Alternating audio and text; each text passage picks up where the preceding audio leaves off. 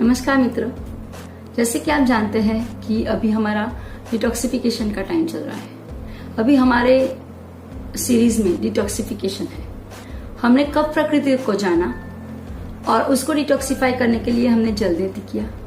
हमने पित्त प्रकृति को जाना और उसको डिटॉक्सिफाई करने के लिए हमने वमन धोती किया, कुंजल क्रिया किया या उसको गजकरणी भी बोल सकते हैं। अभी हम वात प्रकृति के बारे में जान रहे हैं।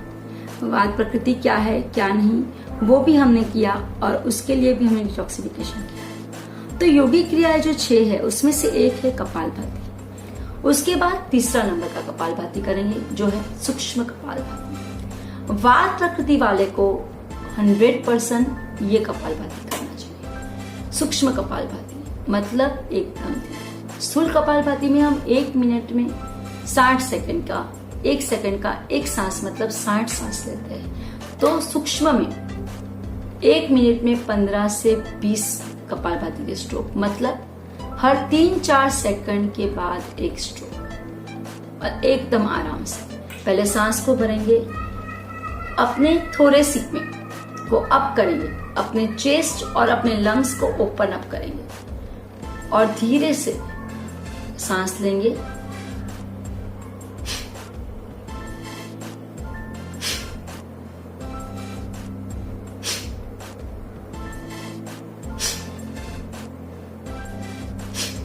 ऐसे करेंगे एकदम आराम से। और ये करने के बाद मैं अपने क्लास में हमेशा बताती हूँ कि कपालभाति के बाद एक ठहराव का, एक पोज का अनुभव का। अंदर देखे, अंतर्मुखी बने। ये मत सोचे कि कपालभाति के साथ नेगेटिविटी चली गई, अपना वेट लॉस हो गया, दिमाग शरीर डिटॉक्सिफाई होगा। ये सब तो होता ही है। सोचे क्या, ठहराव को, अपने सांस को, अपने मस्तिष्क में होते वाइब्रेशंस को, अपनी बॉडी में होते चेंजेस को देखें। फोकस करें अपने अंदर की बॉडी, अंतर्मुखी। और उसके बाद चंद्र नाड़ी को प्रभावित करने वाले सारे प्राणायाम, अनुलोम विलोम, भ्रामरी या ओमकार करें, क्योंकि ऑलरेडी आपका मणिपुर चक्र एक्टिव हो चुका है। तो अ की शुरुआत है मणिपुर चक्र, उ की शुरुआत है अनाहत चक्र और म की शुरुआत है विशुद्ध चक्र।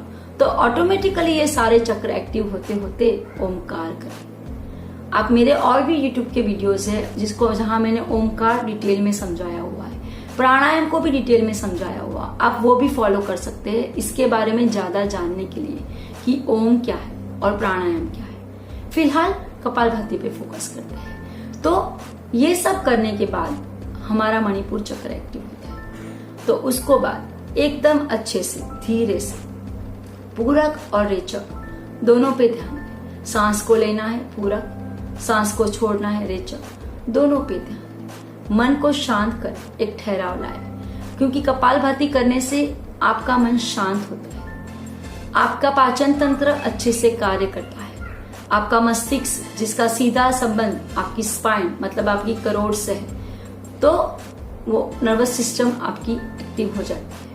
मैं कहना चाहूंगी यहाँ पे पक्का कि अगर समझ लीजिए कि कपालभाति जैसे करते हैं तो मूल बंद अपने आप होता है। तो जैसे कि हम दरवाजे पे टकोरे मारते ठक ठक ठक और दरवाजा खुलता है, वैसे ही लगातार मूल बंद करने से, सुन लीजिए, लगातार मूल बंद होता है कपालभाति में अपने आप।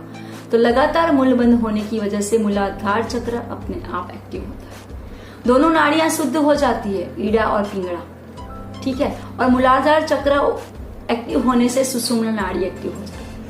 तो शक्ति का प्रवाह मूलाधार चक्र से होते हुए स्वादिष्ठान चक्र, मणिपुर चक्र, अनाहत चक्र, विशुद्ध चक्र, आज्ञा चक्र तो ऑलरेडी एक्टिव होता है क्योंकि कपालभाति है। हमारा ब्रेन क्लॉक, हमारा बॉडी क्लॉक तो एक्टिव होता है और सहस्त्रार चक्र तक शक्ति का संचार नीचे से लेके ऊपर तक जाता है। कुंडलिनी जागृत हमारी पैल्विक कैविटी मतलब हमारा पैल्विक रीजन जो है, जहाँ पे रिप्रोडक्टिव सिस्टम हमारा है, गर्भाशय के लिए, गर्भावस्था के लिए या प्रोस्टेट के लिए, हर चीज जो भी हमारा रिप्रोडक्टिव सिस्टम है वो पोर्शन एक्टिव होता है। तो उसके रिलेटेड जो भी प्रॉब्लम होते हैं वो ठीक होते हैं। डाइजेस्टिव सिस्टम हमारा पूरी तरह से एक्टिव होता है।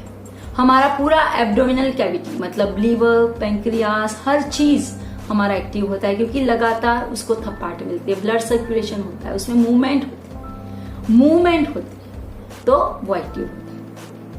लंग्स और हार्ट को भी पंपिंग मिलता है लगातार, धीरे धीरे सांसों की आवन जावन के साथ, इनहेलेशन और एक्सहेलेशन के साथ। जिसमें एक्सहेलेशन ज्यादा है, इनहेलेशन कम है, पर एब्जॉर्प्शन है। जितना भी ऑक्सीजन आता है वो एब्जॉर्ब होता है और एक्सहेल होकर कार्बन डाइऑक्साइड बाहर निकलता है, टॉक्सिन्स बाहर निकलते हैं, तो उस पर भी बहुत अच्छा प्रभाव पड़ता है। दम, कफ और सांस की तकलीफ के लिए भी कपालभाति बहुत ज्यादा फायदेमंद है। फिर अब हम बैठे हैं अपनी स्पाइन को स्ट्रेट करके और लगातार स्ट्रोक हो रहे, कोर मसल्स उसमें एंगेज हो रहे, तो हमारी स्पाइन भी पूरी स्ट्रेट होती है, तो नर्वस सिस्टम एक्टिव होती है। नर्वस सिस्टम का सीधा कनेक्शन ब्रेन के साथ है और जैसे मैंने बोला कपालभाति आपके ब्रेन को 82 लाख जो अपने सेल्स है उसको एक्टिव करती है। तो अगर ब्रेन एक्टिव है तो आपकी स्पाइन भी एक्टिव होती है और स्पाइन एक्टिव है तो आपकी नर्वस सिस्टम भी एक्टिव होती है, तो पूरा बॉडी आपका एक्टिव रहेगा। मन शांत स्थिर, क्योंकि अपना माइंड शांत है, वो पास्ट में नहीं, फ्यूचर में नहीं, प्रेजेंट में जीता है, अपने आप कंट्रोल आता है। तो कपालभाति के इतने सारे बेनिफिट हैं, पर अगर वो अच्छी तरह से किए जाए, संभल के किए जाए, हाँ वो क्लींजिंग प्रोसेस है, पर वो क्लींजिंग प्रोसेस को अगर सही तरीके से किया जाए तो कपालभाति के बहुत ज्यादा अनगिनत फायदे, क्योंकि कफ के 40% रोग है जो कफ से होते हैं और 40% रोग है जो पित्त से होते हैं। 80% रोग हमारे बॉडी के वात से होते हैं, क्योंकि वो कब्ज को भी दूर करता है। पेट के रिलेटेड जितने भी प्रॉब्लम है, अपच है, इंडाइजेशन है, अब जिसको बोल सकते हो गैस है, कॉन्स्टिपेशन है, सारे डाइजेस्टिव सिस्टम के सारे प्रॉब्लम जिसकी वजह से अपान वायु की तरफ से जो भी प्रॉब्लम होते हैं वो सारे प्रॉब्लम कपालभाति से दूर हो जाते हैं अगर वो सही ढंग से किए जाए तो। और आप कह सकते हैं जिसका पेट अच्छा नहीं है उसका दिन बिगड़ जाता है, तो ये तो पेट को अच्छा करता है, मणिपुर चक्र को एक्टिव करता है, अग्नि को प्रज्वलित करता है। तो कपालभाति अगर अच्छे से किया जाए तो कॉन्स्टिपेशन के रिलेटेड प्रॉब्लम भी सॉल्व हो जाएंगे, मोटापा अपने आप दूर होगा, क्योंकि अग्नि तत्व एक्टिव होता है शरीर का, तो चयापचय भी अच्छा होता है, मेटाबॉलिज्म रेट भी बढ़ता है। तो कपालभाति के अनहद फायदे हैं, इसलिए कपालभाति प्राणायाम यूनिवर्सल इतना ज्यादा स्वीकृत किया गया है, क्योंकि उससे 80 तरह के रोग कंट्रोल में होते हैं जो वात के रिलेटेड है। पर अगर उसको सही ढंग से करे तो